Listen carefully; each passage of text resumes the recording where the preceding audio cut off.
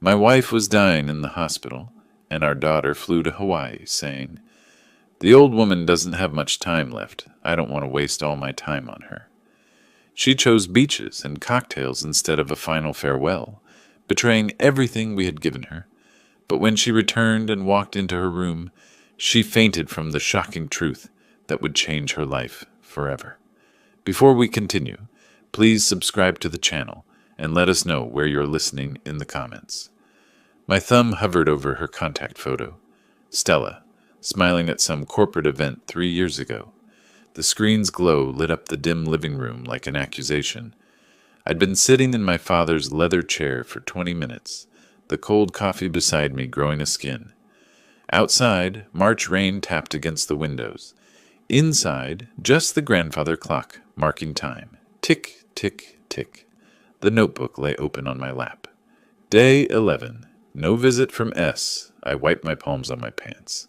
Took a breath, pressed dial. 7 rings. I counted everyone. "Dad?" Her voice came through with background noise, music, laughter. "What's up?" Not hello, not how are you? What's up? "Stella, I'm calling about your mother." "Yeah, I know. Listen, it's kinda loud here." "She's asking for you." "Every day." A burst of laughter behind her, someone's joke. She didn't move away from it. "Dad, I told you. Work is insane right now. Monday's presentation is, it's not about work." My knuckles whitened around the phone. "It's about your mother lying in a hospital bed." Don't start with the guilt trip. Guilt trip? I stood up. Couldn't sit anymore. 11 days, Stella. 11 days she's been there. I'm aware of the timeline, thanks. Are you? Because she keeps watching the door, thinking maybe today. That place is depressing. Her words slurred slightly. How many drinks? I can't handle hospitals. You know that. Your mother handled them just fine when you had pneumonia at 15. Silence. Then, that was different. How? I was a kid. I needed... She stopped herself. Needed what? Care, love, things she doesn't need now? I'm 38 years old, Dad. Stop trying to control every move I make. The music swelled behind her. Someone called her name. Trisha, maybe. Your mother is dying. I know that. Irritation sharp in her voice. You don't think I know that. Then act like it. You know what? I don't need this right now. I'm having one night, one single night, to relax, and you're calling me with... With what? The truth? Pa! The word cut through the noise, then dial tone. Call ended, 3:47. I stared at the phone. The screen went black. My reflection stared back, distorted in the dark glass. I threw it onto the couch. It landed on the floral cushion Minnie had embroidered 20 years ago. Yellow roses. She'd been so proud of those roses. 8 steps to the fireplace. The wooden floor creaked under my feet, that same board that had been loose since 1987. Minnie always said we should fix it. We never did. The mantel held our history in silver frames, chronological, left to right. Minnie's system. Stella at 5, gap-toothed and chocolate-covered. Stella at 8, sunflower costume for the school play. Stella at 15, hospital gown, pneumonia. Minnie asleep in the chair beside her bed at 3 in the morning. Stella at 23, college graduation, cap and gown, diploma raised high. Minnie crying, happy tears, mascara running. Stella's arms around us both, squeezing tight. I picked up that frame. The silver was cold. Fingerprints smudged the glass where Minnie had dusted it last month, back when she could still stand long enough to clean. The girl in the photo looked like she loved us. I studied her face. That smile. Those eyes. Where did she go? Slowly, I turned the frame face down on the mantel. My hand stayed there, pressing it flat against the wood. The clock chimed once. 8 o'clock. Rain turned to sleet, harder now, tapping like fingernails against the windows. My phone buzzed from the couch. I didn't move to check it. I picked up another frame instead. Stella at 5, that gap-toothed smile. The elevator lurched to the 4th floor. I'd counted each button lighting up. 1, 2, 3, 4. Same number of hours I'd slept last night. 4. The doors opened. Antiseptic smell hit me first, always did. Then the sounds. Machines beeping, nurses talking in low voices, someone's television through a half-open door. The tulips felt heavy in my hand. $18 at the gift shop, yellow and pink. Minnie's favorites. Room 412. The door squeaked when I pushed it open. I forced my face into something that might pass for a smile before Minnie could see me. "Morning, honey." I crossed to her bedside, 6 steps from door to chair. I'd counted them so many times I didn't need to look anymore. Her forehead felt paper thin when I kissed it, too warm. "Dewy?" Her voice came soft, weak. "You're early?" Wanted to beat the traffic. I found the plastic vase on the windowsill, filled it at the bathroom sink. My hands shook, arranging the stems. I steadied them. She noticed everything. The chair scraped linoleum when I pulled it close. I took her hand. Wedding ring loose on her skeletal finger. "Is Stella coming today?" The question I'd been dreading since I woke up. She sent her love. Too bright. Too fast. "Big presentation Monday. Important client." Minnie studied my face. Those eyes still sharp, even in that wasted body. "Monday's 2 days away."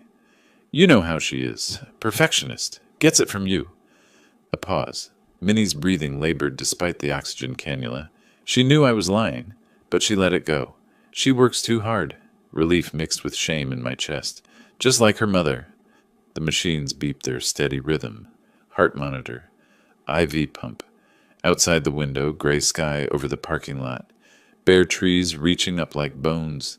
The purple shawl draped over her shoulders, the one Stella gave her 5 years ago. Minnie wore it every day now. 7 get-well cards lined the side table. None from Stella. "Tell me about yesterday." Minnie shifted slightly. "What did you do after you left?" "Read a bit. Had soup for dinner. Watched the news." "You need to eat better. Real food." "I'm fine, honey." "You're getting thin." Before I could answer, the door opened. Margaret came in with her clipboard, navy scrubs, that calm competence she always had. "Morning, Minnie. How's the pain today?" "Manageable." Margaret checked the monitors, made notes, adjusted Minnie's pillows with practiced efficiency. "That's good. Pain level 1 to 10? 4. Margaret glanced at me, then back to Minnie. Small talk about the weather, the hospital food, tomorrow's schedule. Then she caught my eye. Slight head tilt toward the door. "I need to stretch my legs." I squeezed Minnie's hand. "Be right back." Margaret led me into the corridor. 15 feet down, near the supply closet, she leaned against the wall, arms crossed. "Mr. Harvey." She spoke quietly. "Can I be frank?" My defenses went up automatically. "Of course. I've been a nurse 15 years. Seen a lot of families." "Margaret, your daughter hasn't called the nurse's station once." She held my gaze. "Not once in 2 weeks. Hasn't asked about medication, prognosis, visiting hours. Nothing. She's very busy. Director-level position. Lots of responsibility." "Mr. Harvey." Margaret's voice stayed gentle. "Responsibility starts at home.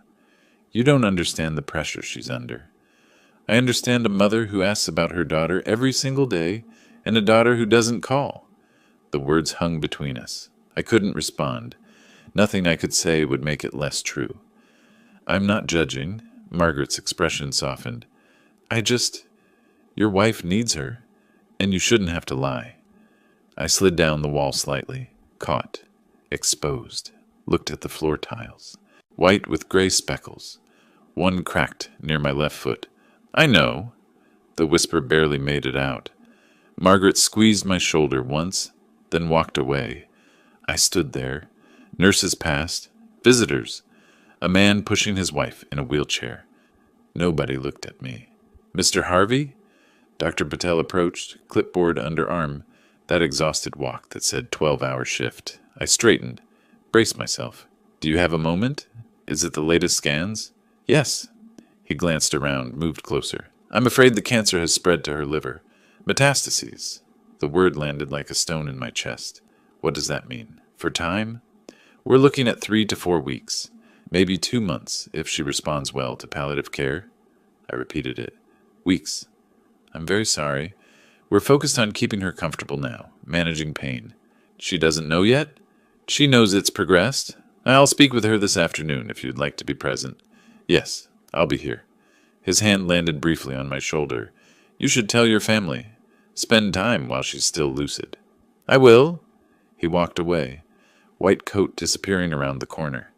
I leaned back against the wall, cold through my shirt, slid down until I was sitting, knees up on the hospital floor.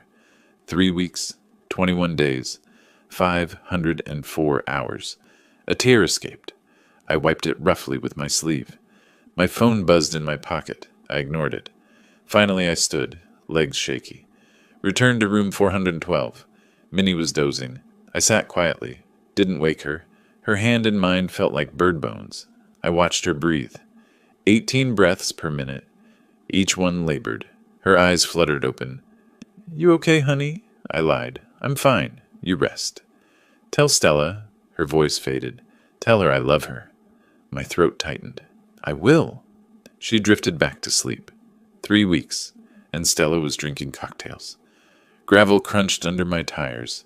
Engine off. The silence that followed felt heavy as wet concrete. I sat there staring at my house. Porch light clicked on at 3:45, right on schedule. Timer Minnie set 5 years ago. The keys felt cold when I finally pulled them out, metal biting my palm. Inside, the house swallowed me in silence. No radio playing NPR in the kitchen, no Minnie humming off key while she cooked, just the furnace clicking on somewhere in the basement. I stood in the foyer, still wearing my coat. The stairs stretched up to the second floor. 14 steps, worn path in the carpet runner where thousands of trips had flattened the fibers. My hand found the banister, the one Minnie refinished 10 years ago, sanding and staining for 3 weekends straight. I climbed. At the landing, I turned right. Study door creaked. That familiar sound. Dust motes floated in the late afternoon light through the window. Smell of old books and leather. Lavender sachets tucked in corners. Minnie's touch everywhere. I closed the door behind me, turned the lock. First time in months. Needed privacy for this. The built-in bookshelf covered the far wall. Oak. Floor to ceiling. We'd installed it in 1998. Bottom shelf held 3 leather albums, dark brown, embossed with years. 1987, 2000, 2001, 2010, 2011, 2020. I pulled out the middle one. 2001, 2010. Stella ages 14 to 23. My father's desk sat in the corner, surface scratched from decades of use. The chair springs squeaked when I sat. Familiar sound like coming home. The album opened with tissue paper protecting each page. Minnie's system. First page, Stella's 8th grade graduation, 2003. Braces, hopeful smile, arms around both of us. I turned pages slowly. Stella, at 5. Sitting on Minnie's lap at her birthday party, chocolate cake smeared on both faces. Minnie's arms wrapped around her, both laughing.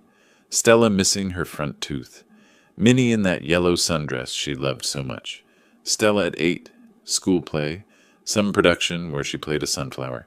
Handmade costume, Minnie sewed every petal. Stella beaming at the camera, clutching flowers we'd given her after. Stella at 15, hospital photo, her recovering from pneumonia. Minnie asleep in the chair beside her bed. The date stamp showed 3 in the morning. I must have taken this. Couldn't even remember doing it. Stella at 20, Northwestern campus, arms around both of us, all 3 squinting into October sun. Parents' weekend. She'd been so excited to show us her dorm. Stella at 23, college graduation, cap and gown, diploma in hand, Minnie crying those happy tears. Stella's expression, pure pride and love. I traced my finger over young Stella's face in one photo. Lifted the corner carefully from its mount, held it close to the desk lamp. Minnie's handwriting curved across the bottom. Our sweet girl, age 5. One photo slipped from my grip, fluttered to the floor. I bent to retrieve it. Movement felt like lifting boulders. In the back of the album, a manila envelope tucked in the pocket.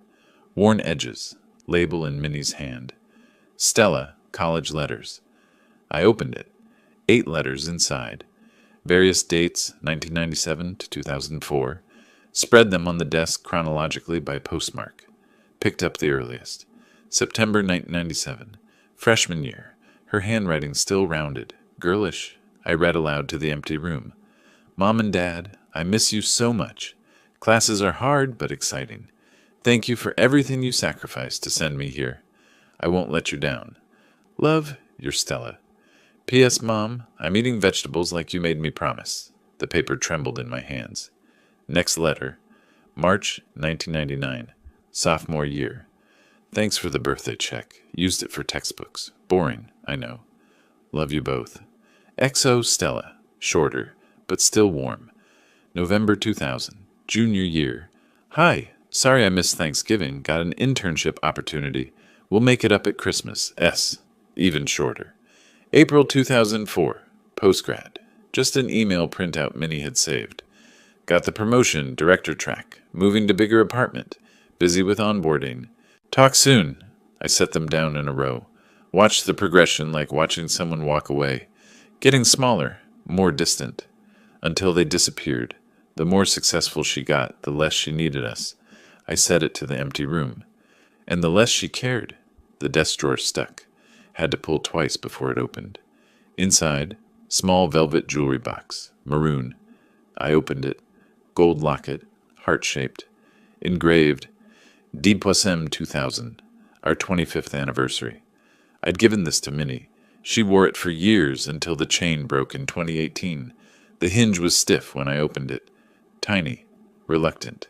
Inside, photo of baby Stella, 3 months old, 1988. Opposite side, lock of baby hair. Brown, soft as down. I held the locket in my palm. Gold warming from my hand now. That baby needed everything from us. Fed her, changed her, rocked her through colic nights. Minnie barely slept for months. The contrast struck like lightning. Baby who needed everything. Adult who wanted nothing from us. I closed the locket, small click of closure. Set it on the desk next to the letters and photos. Evidence of a transformation I'd been too close to see happening. Where did she go? That little girl who ran to us after school, bursting with stories? Minnie gave her everything. 38 years of sacrifices I'd watched add up. Sold her grandmother's jewelry to pay for summer camp in 2002. Worked extra tutoring hours for the college fund. Stayed up nights sewing costumes for every school play. We paid $200,000 for Northwestern. Bought her first car in 2008. Honda Civic, used but reliable. $12,000 we'd saved for 2 years. She wrote, "Thank you," in every letter. Until she didn't. And now Minnie was dying. 3 weeks, and Stella couldn't leave a bar. My voice cracked even though I was alone. I put my head down on the desk, arms cradling the albums, shoulders shaking. How long I stayed like that, I didn't know. Outside, sky darkened. Street lights came on one by one. Finally, I lifted my head, wiped my eyes roughly, looked at everything spread before me. Photos, letters, locket, the archaeology of love lost.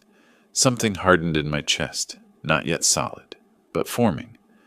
I stood, left everything on the desk except one item, the first letter, the one where she thanked us, promised not to let us down.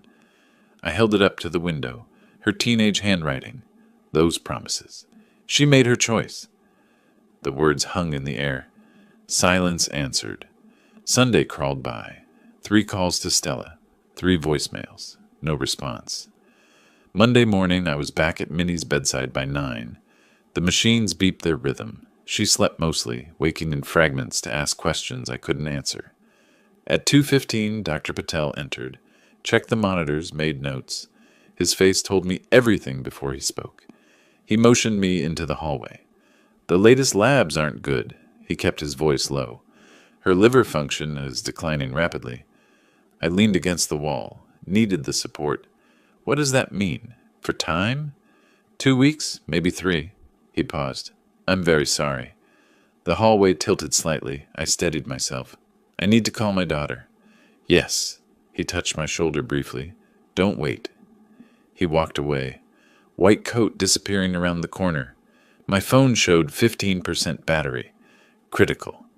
I looked down the corridor, saw the payphone near the nurse's station. Old style, barely used anymore, mounted on the wall like a relic. I walked toward it. 30 feet felt like miles. Fumbled in my pocket. Found 3/4. Enough for a local call. The receiver was heavy. Cold metal. Cord tangled, I had to untwist it. Quarters clinked into the slot. Mechanical sound, oddly loud. I dialed her number, knew it by heart.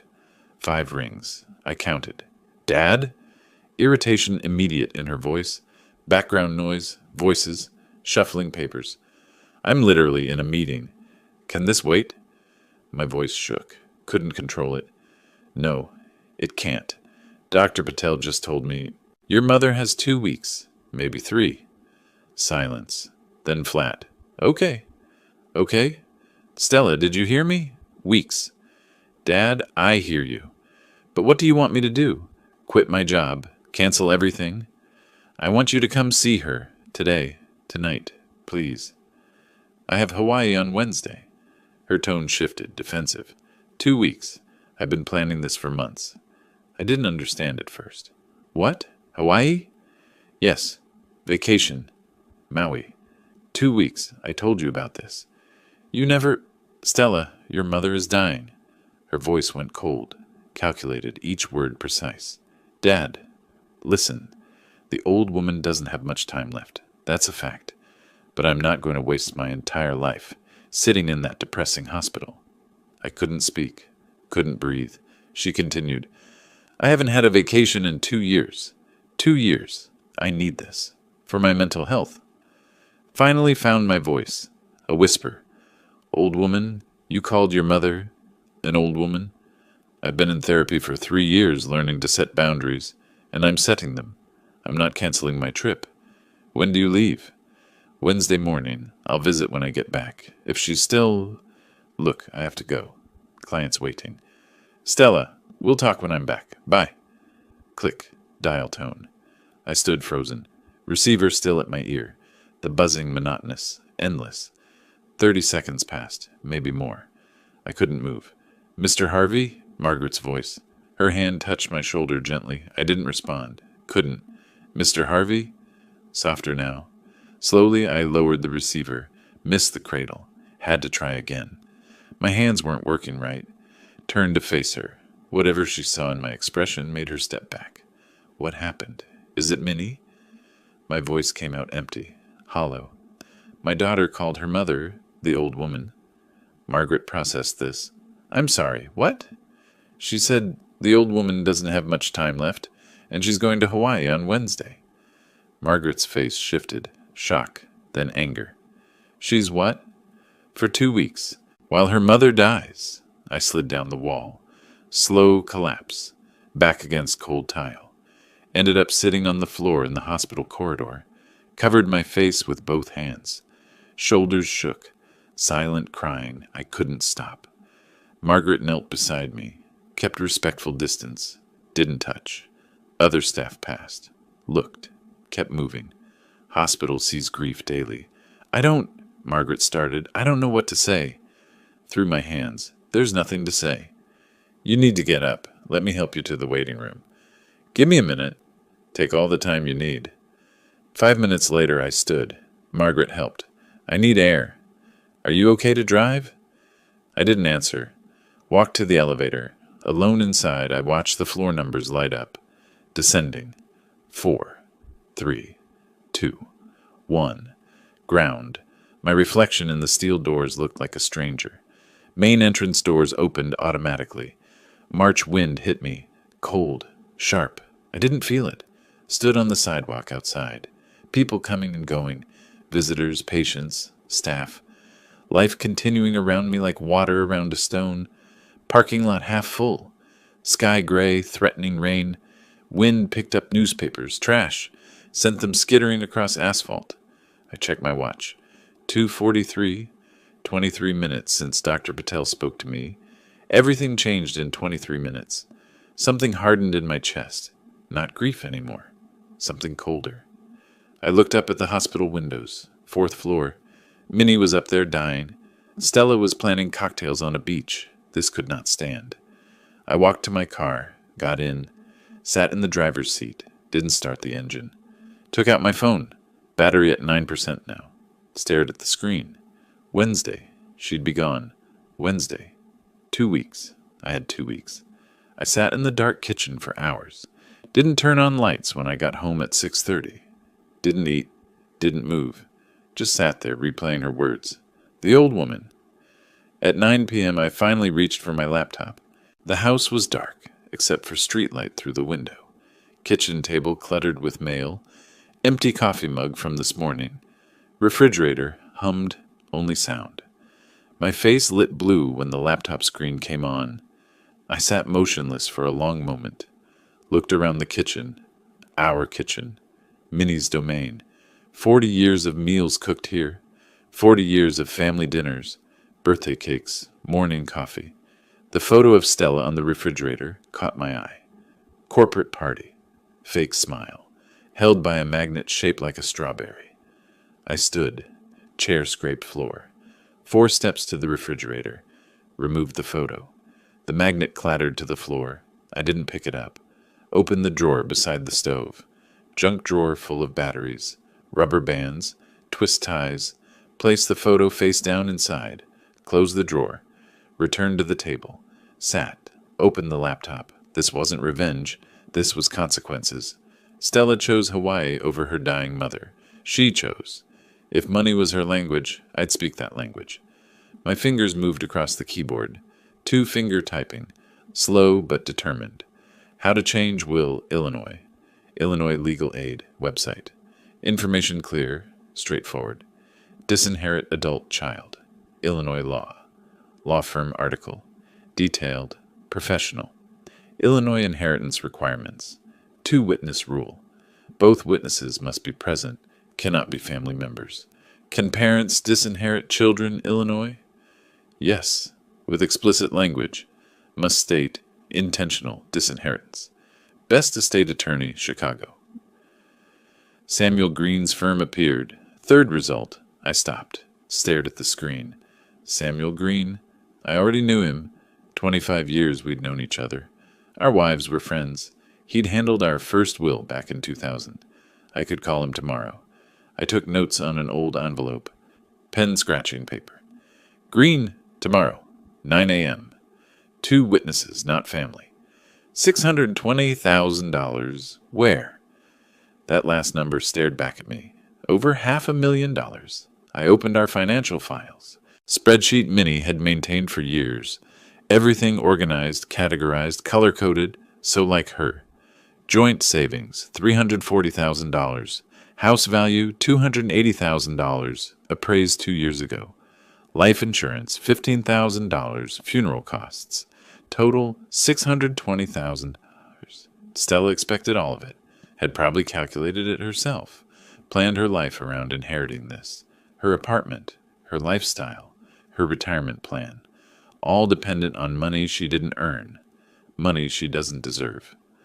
I wrote on the envelope, Educational Fund, Minnie's name. Sat back, looked at those words. Minnie was a teacher for 40 years, helped thousands of children, changed lives, made differences she never got to see fully. A fund in her name would help children who appreciate education, children who value what they're given, children unlike Stella. Perfect. I stood. Wooden floor creaked under my feet. Walked to the cabinet above the refrigerator.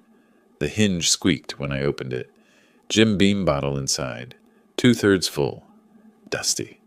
Last opened Christmas Day. I pulled it down. Got a short glass from the cupboard. Heavy. Solid. Poured 2 fingers. Amber liquid. Harsh smell. Carried it back to the table. Set it down. Didn't drink immediately. Just looked at it. At the laptop. At the envelope with my notes. This was it.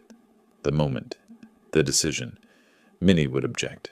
Would preach forgiveness until her last breath. Would say family heals, love conquers, second chances matter. I picked up the glass. Drank it in one swallow. Grimaced. I wasn't a drinker. The burn spread through my chest. But I felt something else. Resolve. Clarity. Certainty. Set the empty glass down. I took the envelope. Wrote a list. Tomorrow, Tuesday actions. 1. Call Samuel Green. 8 a.m. 2. Emergency appointment. 3. Bring financial documents. 4. New will executed same day. 5. Return to hospital. After. I went upstairs to the office. Brief trip. Returned with a folder. Bank statements, property deed, existing will. Spread everything on the table.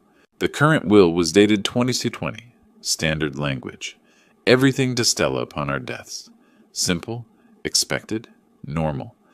I took a photo of it with my phone. Evidence of what was before I changed what would be. Put all documents in a folder. Labeled it green with a marker. Check the time. 11:15 p.m. I'd been at this table over 2 hours. Felt no fatigue, only clarity. Stella left in 36 hours. Wednesday morning, 6:30, flight. I had 36 hours to act. I closed the laptop. The kitchen went dark again. Just streetlight through the window. Just refrigerator hum. Gathered the documents. Left the whiskey glass on the table. Minnie would have washed it. Cleaned up immediately. Made everything neat. I didn't. Picked up the folder, turned toward the stairs, climbed slowly, back straight. Purpose in every step. Tomorrow at 8, I'd call green. Tomorrow, everything changed. Wednesday, March 19th, 6 a.m. Stella's post appeared while I made coffee. Airport selfie. Gate visible behind her. Excited smile. Caption, off to paradise? Hawaii, ice vacation mode. Living my best life. I screenshot it. Saved a folder on my computer labeled evidence. Drank the coffee cold. Collected my documents. Drove to the hospital. 2 p.m. Chicago, 9 a.m. Hawaii time. Arrival photo. Lay around her neck. Palm trees. Blue sky. Aloha! Made it! I was sitting in Minnie's hospital room when my phone buzzed. Used a colleague's phone to view Instagram. Stella had blocked me months ago, I realized then. Minnie slept. I held her hand. Watched her breathe. 18 breaths per minute. Labored. Margaret walked past the door. Saw my face. Said nothing. Understood. Thursday, March 20th. 10 a.m. Hawaii. 3 p.m. Chicago. Waikiki Beach photo. Bikini. Cocktail with tiny umbrella. Living my best life. I printed it at home that evening. Added to the folder. Growing stack. Friday, March 24th. 3 p.m. Chicago. My phone rang while I sat reading to Minnie. Pride and Prejudice. Her favorite. Aunt Doris. Voice sharp with anger. Dewey, Janet showed me that internet thing, the Instagram. Stella's on a beach drinking cocktails? I opened my mouth. Nothing came out. Don't you dare defend her. I have eyes. Doris, she had this trip planned. Planned? Planned? You told her Minnie was dying. I did. And she went anyway. What kind of daughter? She couldn't finish. Too angry. I know. You know. Then why are you protecting her? The whole family is talking. She hung up. I stood in the corridor. Phone dead in my hand. First confrontation. First shame. Margaret watched from the nurse's station. Her expression said everything. Saturday, March 22nd. 11 a.m. Hawaii. 4 p.m. Chicago. Snorkeling photos. Underwater camera. Colorful fish. Sea turtle. Underwater world is magical. Sometimes you need to disconnect and just be. 4 p.m. Cousin Janet called. Softer than Doris, but firm. Uncle Dewey, people are asking questions. Why isn't Stella there? I attempted an excuse. It's complicated. It's not complicated, it's wrong. Everyone can see it. I know, Janet. I know. Aunt Minnie deserves better. Click. Sunday, Monday, March 23rd, 24. 2 days blurred together. I texted Stella twice. Mom very bad. Not eating. Doctor says organs failing. 3 hours later. Okay, just okay. Not how bad. Not should I come home. Second text. Monday. Please call hospital. Nurse Margaret can update you. 4 hours later. Okay. I screenshot both exchanges. Added to evidence folder. Minnie's condition. Sunday. Ate 3 spoons broth. Pulse 92. Difficult breathing. Monday. Refused food. Sleeping 18 hours. Oxygen increased. Tuesday, March 25th, 12 p.m. Chicago. Mrs. Olson stopped me at the mailbox. I saw your Stella's photos. She's on vacation? Not judgment in her voice. Pity. Worse than judgment. I nodded. Oh, Dewey. She touched my arm, walked away. Pity felt like acid. 5 p.m. Chicago, 12 p.m. Hawaii time. Sunset cruise photo. Ocean. Pink sky. Wine glass. Grateful for this moment. Life is too short not to enjoy. Life is too short. I read those words sitting beside Minnie. Her life literally too short. Weeks. Days, maybe. The irony tasted like bile. Wednesday, Friday, March 26th, 28. The posts kept coming. 27 total over 2 weeks. Samples. Best Mai Tai ever. Pearl Harbor Memorial, so moving. Moving? You can't visit your dying mother? Dinner at Duke's, fresh ahai. Sunrise yoga on the beach. Blessed. Helicopter tour. Incredible views. Sometimes you just need to prioritize yourself. Self-care. My routine became mechanical. Morning, check Instagram through borrowed account. Drive to hospital, 35 minutes. Sit with Minnie, 10 to 12 hours. Read to her when conscious. Hold her hand when sleeping. Lie when she asked about Stella. Evening, home, print new posts. Add to evidence folder. Count, 27 posts. 0 calls to hospital. Saturday, Monday, March 29th, 31. Minnie declined visibly. Saturday, blood pressure dropping, skin yellowing from liver failure. Sunday, barely conscious, whispered, Stella? I lied. Soon, honey, soon.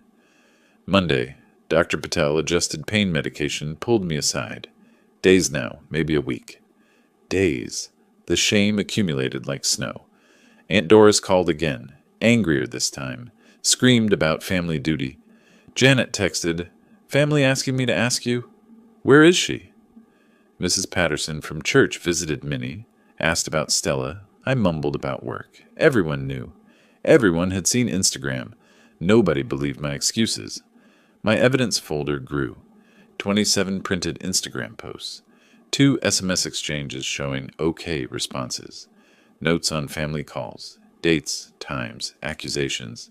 Daily log of Minnie's condition, all organized chronologically. Labeled tabs, posts, messages, decline. Tuesday, April 1st, 2 p.m. Hawaii, 7 p.m. Chicago. Stella's last post from paradise. Last day in paradise, back to reality tomorrow. But what a perfect 2 weeks. Blessed, recharge, thankful for this life. Perfect 2 weeks. I sat at home. Opened the evidence folder, 27 posts, 0 hospital calls, 2 text messages, OK and OK. Did the math. She lands Wednesday around 7:45 p.m. Chicago time, drives home from O'Hare, arrives around 9 p.m., goes to her room, finds what I've prepared. I close the folder, climbed the stairs to her old bedroom, checked one more time. Everything in place. Came back down, poured coffee, sat at the kitchen table. Tomorrow she'd understand consequences. 27 posts, 0 calls. Perfect evidence. I smiled for the first time in 2 weeks. Cold smile. No joy in it. Just certainty. Everything was ready. 1 week earlier. Tuesday, March 25th. The elevator climbed to the 87th floor. I'd called Samuel the day after Stella left for Hawaii. Emergency, I'd said. Need to change my will. First available appointment. Today. The doors opened. Green and Associates reception. Plush carpet. Law firm photos on walls. 20 years of awards in glass cases.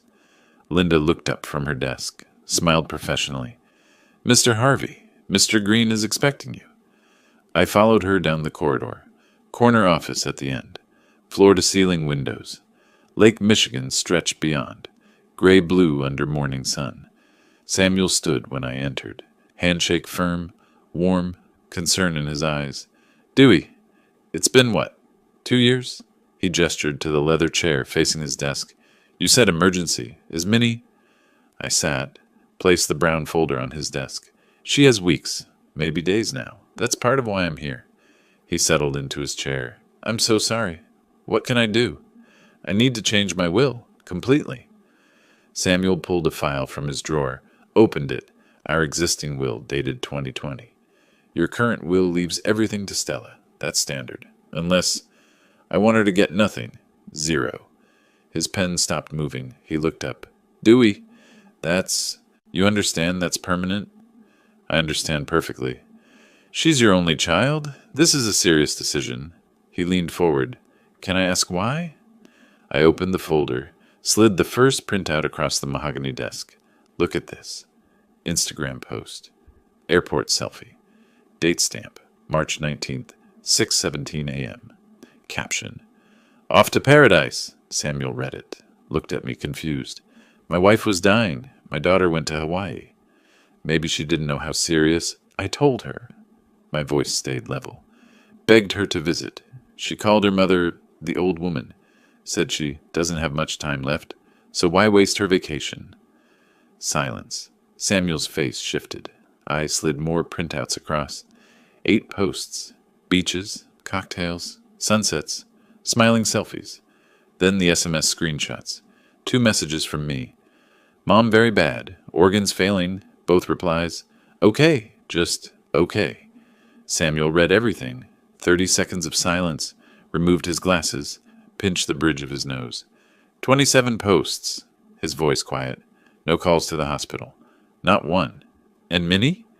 Asks for her every day. I lie. Say she's working. Minnie's too weak to argue. Samuel set the papers down carefully.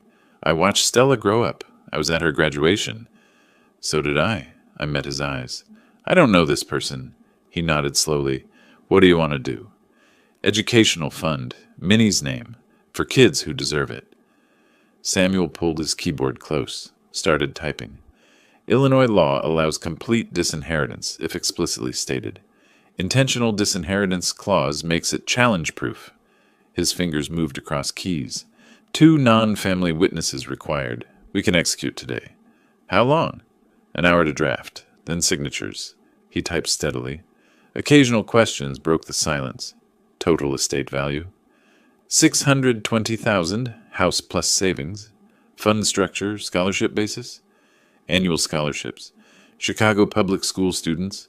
Low-income families. Want to be teachers? Samuel's typing paused. Like Minnie. Exactly like Minnie. 30 minutes passed. The only sounds, keyboard clicking, occasional questions, my short answers.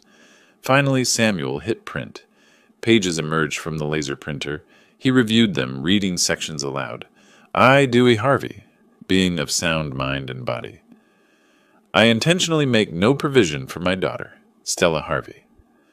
My entire estate to establish the Minnie Harvey Educational Fund. This disinheritance is intentional and deliberate, not due to oversight or omission. He looked up. This is ironclad. Once signed, binding. Good. Samuel pressed the intercom. Linda, could you and Ben come in? Need witnesses for a will execution. They entered within a minute. Professional demeanor. Sensed the occasion's weight without needing explanation. Samuel handed me a pen. Black ink, heavy in my hand. Once you sign, this is binding. Are you certain? I positioned the pen over the signature line. Never been more certain of anything. I signed. Firm signature. No hesitation. Linda witnessed. Signed below my name. Ben witnessed. Signed. Samuel notarized with his official seal. Pressed down hard. The embosser crunched paper. Done. He looked at me directly. Stella will receive nothing upon your and Minnie's deaths. I sat back. Felt something release in my chest. Not relief. Completion. One more thing. I leaned forward. I want Stella to know why. Executor letter. Standard explanation. Personal letter. From me. To be given when the will is read. I can arrange that. I dictated points. Samuel noted them on his pad. Your mother passed while you were on vacation. You called her the old woman. 27 posts. 0 calls to her hospital bedside. This is justice, not revenge. You didn't earn this inheritance through your actions. I'll draft the formal version. Seal it. Attach to will. Samuel placed everything in a manila envelope. Sealed it. Handed it to me. I took it. Heavy. Final. Stood. shook his hand. Dewey, he held the handshake. I support this, for what it's worth. It's worth everything. I walked to the elevator, the folder under my arm, the sealed copy inside my jacket, felt its weight against my chest, pressed the down button, didn't look back. The elevator doors closed, 87 floors down. With each floor, I felt lighter. The weight I'd carried was on paper now. The envelope sat in my desk drawer for 6 days. Every morning, I'd open the drawer, see it there, close it again. Monday, March 31st. Stella's last Instagram post appeared. Last day in paradise. My phone buzzed. Text from her. Dad, landing tomorrow 7:45 p.m. Coming straight home, exhausted. I studied the message. Matter of fact, no apology. No, how's mom? Just logistics. Typed reply, okay, I'll be home. Considered adding more. Deleted it, sent the short version. Opened the colleague's phone. Looked at Stella's final post again. Sunset photo, wine glass. Perfect 2 weeks. Comments underneath. So jealous. Come back refreshed. You deserve this. She had no idea. No clue what waited in her old room. I'd make sure of it. Evening came. 6 o'clock. Time for hospital visit. Drove the familiar route. 35 minutes. Parked. 4th floor. Room 412. Minnie slept when I arrived. Oxygen mask over her face now. Upgraded from the cannula. Breathing shallow. Heart monitor beeping slowly. Her skin had yellowed. Liver failing. Dr. Patel had warned me Friday. I sat beside her bed. Took her hand. So thin. Cold despite the heated blankets. Waited 10 minutes. Just holding her hand. She stirred. Eyes fluttered open. Saw me. Tried to smile. Couldn't speak through the mask. I lifted it gently. Just for a moment. Dewey. Whisper. Barely audible. I'm here, honey. I'm always here. Stella? The same question. Every day. Always the same question. Pause. She's coming home tomorrow. Relief crossed her face. Good. Minnie, I need to tell you something. My thumb traced circles on her hand. I did something. Changed our will. Confusion clouded her eyes. What? Stella won't inherit. It's going to an education fund. Your name. For kids who need it. She processed slowly. Weak. Stella? She chose Hawaii over you. I can't forgive that. Maybe you could. I can't. A tear escaped down her temple. My baby. I kissed her hand. I'm sorry. I had to. She needs to learn consequences. Minnie, too weak to argue, just closed her eyes. Tear still wet on her face. I love you. This is for you. To honor you. She didn't respond, drifted back to sleep. I replaced the oxygen mask, sat there another hour, watching her breathe. Tuesday morning, 10 a.m., home alone, went to the study, opened the desk drawer, took out the manila envelope Green had given me, felt its weight. Moment of truth. Opened it carefully. Inside, will copy, 3 pages stapled. Letter, 1 page. Read the letter one final time. Stella, if you are reading this, your mother has passed away. You were not there. You were on vacation when she needed you most. You called her the old woman and said her remaining time wasn't worth interrupting yours. I have changed our will. You will inherit nothing. The entire estate, $620,000, has been directed to establish the Minnie Harvey Educational Fund for students who want to become teachers. This is not revenge. This is consequence. You did not earn this inheritance through your actions. Your father, Dewey Harvey. Set it down. Found a new manila envelope. Large one. Wrote on the front, in black marker, open immediately. Placed will copy and letter inside. Sealed it. Held it. Final moment. Point of no return. This was it. 3 o'clock. Afternoon light slanted through windows. Climbed the stairs to Stella's room. Door closed. Hadn't been in here for months. Pushed it open. Everything frozen in time. Twin bed with purple comforter she'd picked at 16. Desk with old textbooks from college. Posters on walls. Bands from the 2000s. Movies she'd loved. Photos everywhere. High school friends, family vacations, debate team pictures, trophy shelf, volleyball, academic awards, everything she'd been before. Dust on surfaces. I didn't clean in here often. Couldn't bring myself to change anything. This was the room of a loving daughter. That person didn't exist anymore. I walked to the bed, placed the envelope centered on the purple pillow, smoothed it flat, white against purple. Impossible to miss. Stepped back, looked at it. There. Done. Left the door half open. So she'd see the light. Go in. Went downstairs. Evening came. 6 p.m. Made coffee. Didn't drink it. Sat in the living room. Same armchair as that first phone call, 3 weeks ago. Felt like 3 years. Check the clock. 6:15. Stella lands 7:45. Home by 8:30, maybe 9. TV on. Didn't watch it. Clock, 7 p.m. She was in the air now, somewhere over the Pacific, or the Midwest. Headed home. Clock, 7:45. Landing. Phone buzzed. Text from her. Landed, getting Uber. I typed back, okay. Clock, 8:15. Waited. House quiet. Only TV murmur. Clock ticking. Rain started outside. Drops tapping windows. My breathing stayed steady.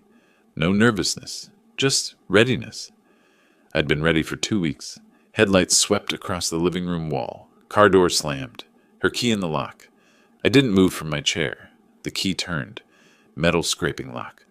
Door pushed open. Hinges creaked. Stella entered, pulling her suitcase. Wheels bumped the threshold. Backpack dropped with a heavy thud. She kicked the door closed with her foot. Struggled with the suitcase. Stuck on the entry rug. Muttered something under her breath. Finally looked toward the living room. Saw me sitting there. Barely acknowledged me. Hi, Dad. Not looking at me. Where's Mom? I didn't stand. Voice flat. Hospital. Where she's been? Dad, don't start. Annoyance sharp in her tone. I'm exhausted. 9-hour flight. I'm sure. She caught my tone, defensive immediately. Look, I'll visit tomorrow, okay? I need sleep. I said nothing. Just watched her. She shifted uncomfortably. Whatever. I'm going to bed. No hug. No question about Minnie's condition. Just dismissal. Left her suitcase in the entryway. Took only the backpack. Started climbing the stairs. 14 steps. I heard each one. Her hand on the banister. Footsteps ascending. Reaching the landing. Turning right toward her room. Door half open. Light spilling in from the hall. She pushed it fully open. I watched from below. Listened. Silence for 5 seconds. Then her backpack hitting the floor. Light switch flipping. Room flooding with brightness. More silence. Footsteps. 3 steps toward the bed. Paper rustling. The envelope. Tearing sound. Ripping. Pages rustling. Silence. 10 seconds. 20. Then, what the... Louder. You will inherit nothing. This is a joke? Reading aloud now, voice rising. Educational fund. 620,000. Shouting, what is this? Panicked. This can't be real. This can't be... Thud. Body hitting floor.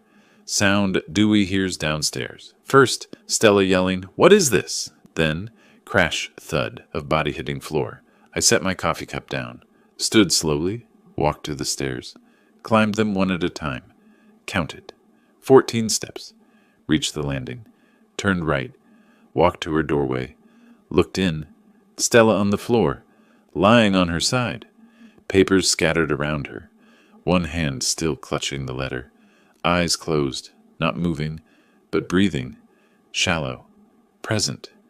I entered. Knelt beside her. One knee down.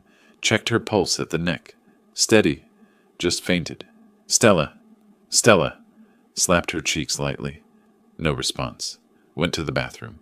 Filled a glass with cold water. Returned. Sprinkled water on her face. She stirred. Eyelids fluttered. Confused groan. Eyes opened. Unfocused. Saw me above her. Disorientation crossed her face. Where am I? Then memory flooded back. Eyes went wide. Scrambled to sit up. Too fast. Dizzy. I steadied her. Hand on her shoulder. Mechanical. Not loving. What happened? Voice weak. You fainted. 20 seconds, maybe. The papers. The will. She grabbed my arm, wild-eyed. Dad, that letter. That will... Tell me it's not real. I looked at her directly. It's real. You can't do this. I already did. March 25th. It's legal. It's done. Her voice cracked. No, this is fake. You're trying to scare me. It's not fake. Dad, I'm sorry, okay? Bargaining now. I'll visit Mom tomorrow, I promise. Tomorrow's too late. You can't just cut me out. I'm your daughter. Are you? The question hit her, stopped her cold. She stared at me, mouth opened. Nothing came out. Still on the floor. I helped her slide to lean against the bed. She was shaking. Picked up the will copy. Read it again. 620,000, educational fund, intentional disinheritance. Looked at me with disbelief. You're serious? Completely. She clutched the will, knuckles white, eyes filling with something. Tears or rage, couldn't tell yet. I stood. She sat on the floor, surrounded by papers that destroyed her future. The silence stretched between us like a chasm. Her mouth opened again. She struggled to her feet, grabbed the will, waved it at me. This isn't legal. I crossed my arms, stayed in the doorway. It's completely legal. You can't just cut me out. I can. I did. I'll contest it. Any lawyer will tell you. Samuel Green drafted it. Best estate attorney in Chicago. Airtight. She shifted tactics. You're doing this to punish me. I'm doing this because you earned it. I've been busy. You don't understand my life. My voice stayed level. I understand perfectly. I'm your daughter. Desperation crept in. That has to mean something. You were my daughter. Past tense. The words hit her like a slap. How can you say that? How could you call your mother the old woman? She froze. I didn't mean it like that. You're twisting my words. March 17th, 2:23 p.m. I recited it precisely. You said, the old woman doesn't have much time left. I'm not wasting mine sitting in a hospital. Quote, I was stressed. Work pressure. You don't know what it's like. You were at a business meeting, then went to Hawaii for 2 weeks. I needed that vacation. Mental health. My therapist said... I cut her off with a hand gesture. Stop. She changed tactics again. Attacked. You're not perfect either. You worked all the time when I was growing up. I worked overtime to pay your $200,000 Northwestern tuition. You chose that.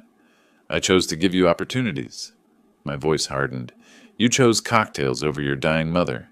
Direct hit. She staggered like I'd struck her. Paced the room. Pulled at her hair. Picked up papers. Threw them down. Then sudden shift. Dropped to her knees. Theatrical. Grabbed my pant leg.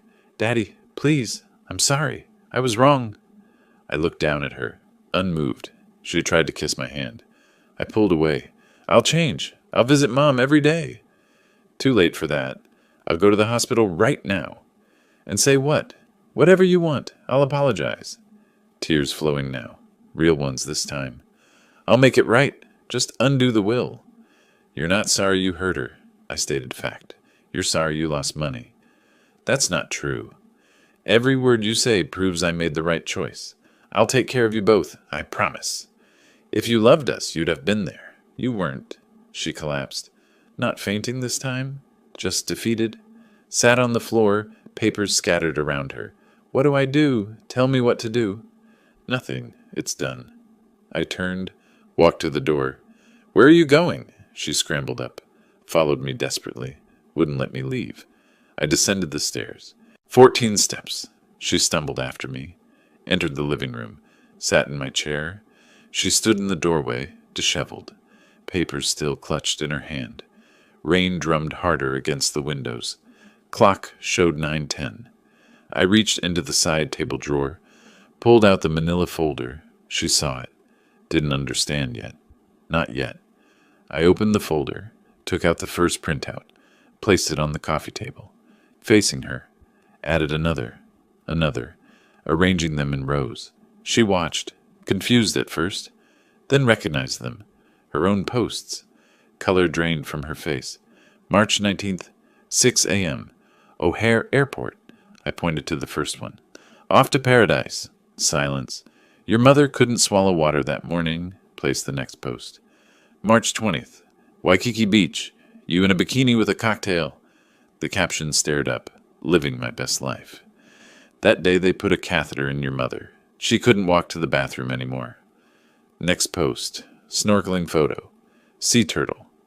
March 23rd. Underwater world is magical. That's what you wrote. My finger tapped the date. That day your mother said to me, Dewey, I want to see Stella one last time. I kept going. Methodical, relentless.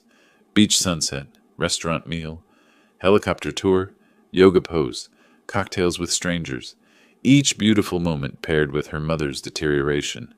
March 25th. You're parasailing. She stopped eating solid food. March 28th. You're at a luau. She couldn't stay conscious more than 4 hours. April 1st. Your last post. Perfect 2 weeks.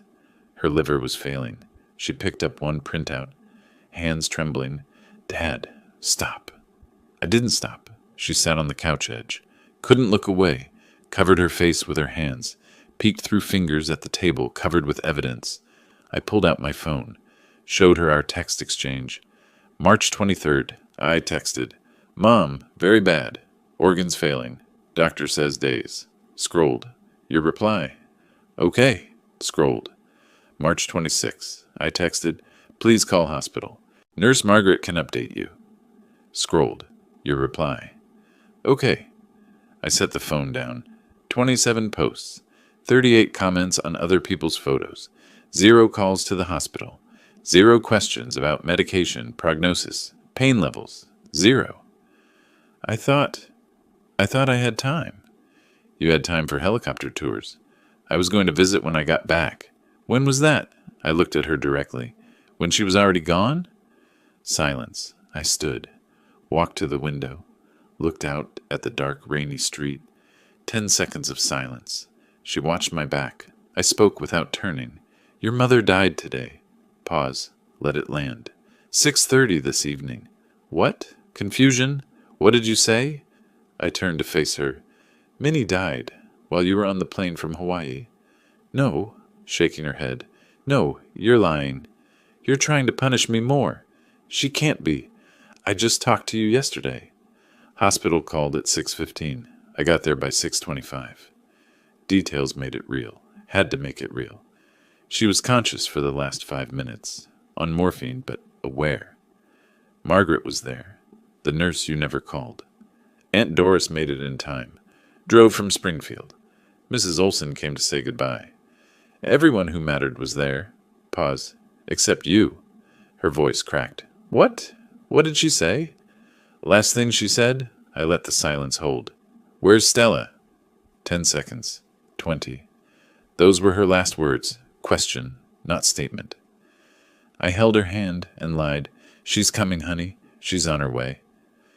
Minnie closed her eyes. Waited. You didn't come. She stopped breathing at 6:31. Stella slid from the couch to the floor. Not manipulation this time. Real. A keening sound escaped her throat. No, no, no, no. Rocking back and forth. I didn't know. I didn't know. You didn't ask. She collapsed into the prints of her own vacation. 27 posts scattered across the floor around her. Her mother's last word was her name. A question she'd never answer. I stood there, looked down at her. She'd lost more than money tonight. 7 a.m., Wednesday morning. I descended the stairs. Stella on the couch where I'd left her, still in yesterday's clothes. Eyes red and swollen. She'd been awake all night. Walked past her to the kitchen. Made coffee. 1 cup. She appeared in the doorway. Opened her mouth to speak. I raised my hand. Stop gesture. She closed her mouth. Funeral is Saturday, April 5th. 11 a.m. Morrison Funeral Home on Maple Street. Pause. You can come or not. Your choice. Pause. After the funeral, you have 2 days to remove your belongings from this house. Sunday and Monday. Then I'm changing the locks. Dad, can we talk about... No. Everything's been said. About Mom, about us, about... There is no us anymore, Stella. I met her eyes. There's a father notifying a daughter about a funeral, that's all. Don't say that. April 5th, 11 a.m. That's all you need to know. I walked past her, went upstairs, left her standing in the kitchen. Saturday, April 5th, 11 a.m. Morrison Funeral Home. 60 people came. Tulips everywhere. Minnie's favorite. Closed casket. Simple oak. Photos of Minnie displayed on easels. Young teacher. With me on our wedding day, holding baby Stella. Stella arrived alone. Black dress. Sat in the back row, not the family row. People noticed. Whispered. Aunt Doris passed her. Didn't acknowledge her. Cousin Janet gave a sad look, but kept her distance. I stood at the podium. Composed. Minnie Harvey was the best person I ever knew. 42 years of marriage, and every day I thanked fate for her. She was a teacher, not just in school, but in life. She taught love, patience, forgiveness. She believed in people even when they didn't deserve it. Some people glanced at Stella. Minnie made the world better than she found it. Now her name will live on in the hearts of children she helps through the educational fund we created. She always said, "Children are our future." Now her legacy helps that future. I sat. No mention of Stella. Afterward, people embraced me, offered condolences. Stella stood apart, isolated. She approached tentatively. I accepted her hug. Brief, mechanical. No warmth. Said nothing to her. Turned to speak with others. She was excluded from every conversation. At the cemetery, she stayed at a distance during the graveside service. Didn't approach the grave until everyone left. I watched her from my car, then drove away. Sunday afternoon, April 6th. Stella in her old room, packing. I stood in the doorway, arms crossed, watching. Didn't help. Didn't speak unless spoken to. You have until Monday, 6 p.m. Monday, 5:30. She carried her last 2 suitcases downstairs, stopped at the door. Turned to me. Dad, I know you're angry, but I'm still your daughter. That has to mean something. You were my daughter. Past tense. People make mistakes. Mistake is forgetting a birthday, missing a meeting. I kept my voice level. What you did wasn't a mistake. It was a choice. I chose wrong. I know that now. You chose cocktails over your mother. Live with that choice. Last attempt. I'll contest the will in court. Cold smile. Try it. Samuel Green drafted it. I have evidence. Your posts. SMS. Witness statements from nurses. Family. Court will see exactly who you are. But if you want public humiliation, go ahead. Defeated. I regret everything. I regret what you became. Goodbye, Stella. She opened the door, paused, hoping for something. I said nothing. She left. I closed the door behind her, locked it, heard her car start, drive away. Friday, April 11th, 1 week later, checking the mail, found envelope from Green and Associates, opened it in the garden. Read, Dear Dewey, pleased to inform you, Minnie Harvey Educational Fund officially registered with State of Illinois. Tax-exempt status approved. Fund value, $620,000. First scholarships awarded September 2025.